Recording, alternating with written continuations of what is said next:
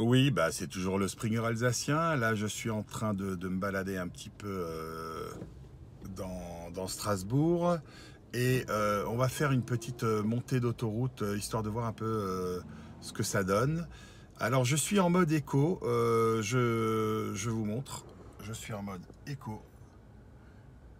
Et ça va être intéressant, justement, de voir comment, en mode éco, on peut néanmoins monter sur l'autoroute.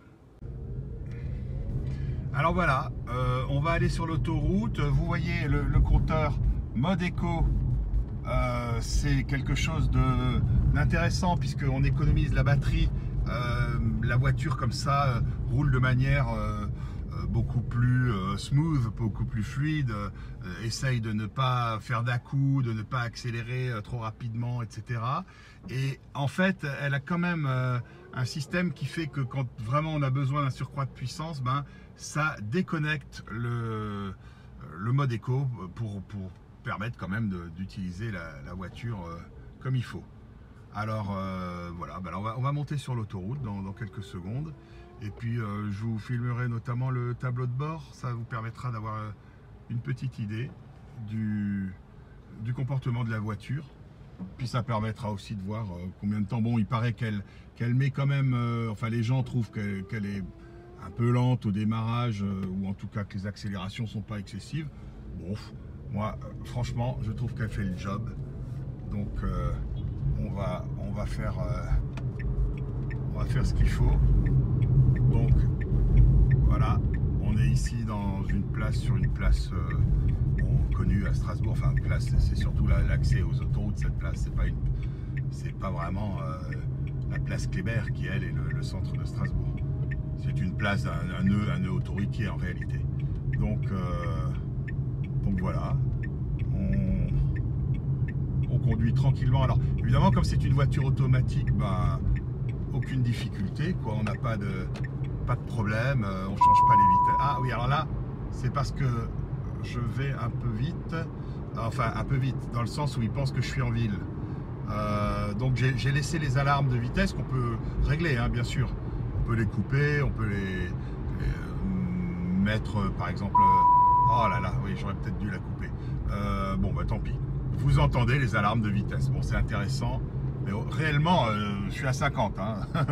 Tiens, d'ailleurs, justement, là, je suis en train de monter et je vais vous filmer. Tiens, les deux. Voilà, comme ça, vous voyez à la fois la vitesse et à la fois la route. Je crois que c'est pas mal. Ça clignote peut-être un peu. Bon, ça, vous verrez. Alors, voilà, vous voyez la vitesse et la route. Bon, désolé pour les bips. Il faudra peut-être que je coupe ça une autre fois. Alors, bon, évidemment, il ne faut pas prendre de risque. J'ai un camion là juste à ma gauche. Donc, je ne vais pas faire d'accélération là maintenant. Ah oui, pardon. Ah oui, il faut aussi vous dire que maintenant, ça c'est intéressant les bips. Cette autoroute est maintenant limitée. Ah voilà, regardez, il y a un radar là. Attendez, là, il y a un radar là. Et pourquoi ce radar? L'autoroute de Strasbourg, enfin contournant Strasbourg, est désormais limitée à 70 à l'heure. 70 à l'heure. Alors, bon, c'est un petit peu de l'argent facile parce que beaucoup de gens se font piéger. Et il y a même des... Tiens, je vous filmerai un moment un truc très drôle. C'est qu'il y a un 90 qui clignote en rouge et une minute après, il y a un 70 qui clignote pas. Donc les gens qui ont vu le 90 clignoter à quelques mètres d'intervalle, bah, ne se méfient pas et hop là, ils ont le PV. Alors bah, là c'est limité à 70, donc en fait je peux même pas vous faire vous voyez, je suis à 70 et je ne peux pas vous faire le test que j'avais prévu de faire en réalité, mais vous l'aurez dans une prochaine vidéo puisqu'on est sur cette limite à 70. Donc sur Strasbourg, la Spring, ben, franchement elle pose pas de problème, hein. Tout le monde est à 70 comme vous le constatez. Voilà, vous voyez le panneau à droite là, 70. Voilà. C'est assez étonnant. Bon, ça c'est que depuis un an à peu près, si je me rappelle bien. Et d'ailleurs, bon, ça en a surpris plus d'un cette histoire de 70. Mais je crois que maintenant beaucoup de villes de France font ça.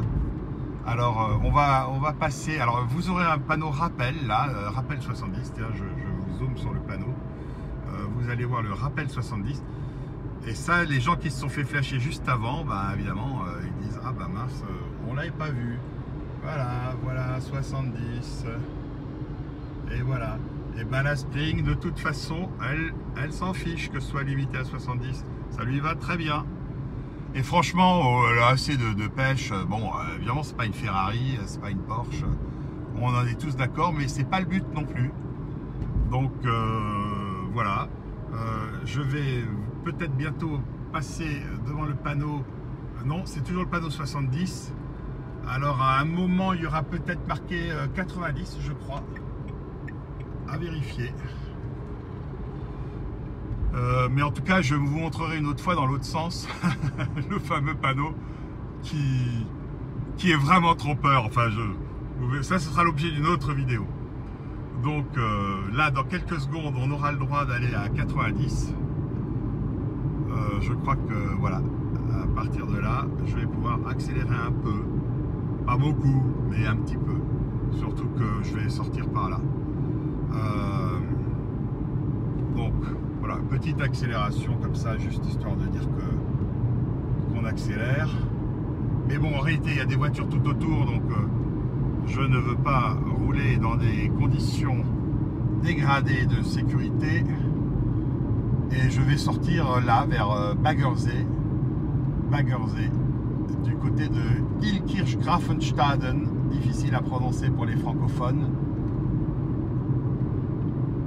Bon, évidemment, la voiture fait un peu de bruit, enfin de bruit.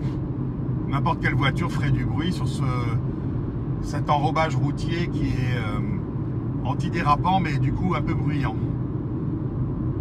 Alors bon, je n'ai pas pu vous faire beaucoup plus de profiter en définitive de l'accélération, mais ce sera chose faite dans une prochaine vidéo. Donc sachez que là, je vais sortir sur la droite. Alors là, pareil, vous voyez, ici on est de jour, mais il y avait des éclairages autoroutiers partout à Strasbourg il y a quelques années. Et je crois que dans le reste de la France, ils ont fait pareil. Ben, pour économiser, ils ont enlevé tous les lampadaires. D'abord, ils les ont éteints pendant plusieurs mois. Et ensuite, ils les ont enlevés. Donc, il y avait des lampadaires partout. C'était super bien éclairé. Bon, un peu comme en Belgique, quoi. Mais avant, chez nous en France, c'était quand même surtout dans les agglomérations. Ah oui, ça, c'est le bip de vitesse. Donc, effectivement, j'étais à 53. Bon. Alors que je suis censé être à 50. On peut régler ça. Bon, réellement, j'ai vérifié avec le GPS, quand ça indique 50, c'est plutôt un peu en dessous. Et le 50 réel, ça doit être justement du 53 ou 54. On le voit quand on met un GPS. Et notamment, j'ai mis le GPS Waze, que vous connaissez sans doute, qui est très sympa quand on se connecte en Apple CarPlay. Et là, on voit vraiment bien la vitesse instantanée. Je dirais que le GPS de la Spring est un peu moins sympa, la voix est moins agréable et je trouve l'affichage moins beau aussi. Et même j'ai trouvé qu'à un moment, par exemple, il y avait un petit raccourci à droite d'un rond-point que normalement les gens prennent, et elle m'a fait prendre ce rond-point. Bon, c'est vrai que j'ai trouvé ça un peu bizarre. Je sais pas, il faudrait que je vérifie si Waze fait pareil, j'en sais rien. Bon, bah écoutez, je crois qu'on va s'en tenir là pour aujourd'hui. Et bien entendu, je vous dis à très bientôt. Alors, vous savez quoi? Si vous vous abonnez, ben, je trouve ça plutôt sympa. Et oui, ça améliorera le référencement. Et puis voilà, vous aurez les notifications des nouvelles vidéos si ça vous intéresse. Si vous me faites l'honneur de me suivre un petit peu dans mes pérégrinations springiennes, si je puis m'exprimer ainsi. Voilà, donc à très bientôt pour ceux qui veulent. Et puis tant pis pour les autres, vous allez louper de super trucs. Enfin, pas forcément, mais bon. Allez, bonne journée à vous. Et puis à bientôt, j'espère.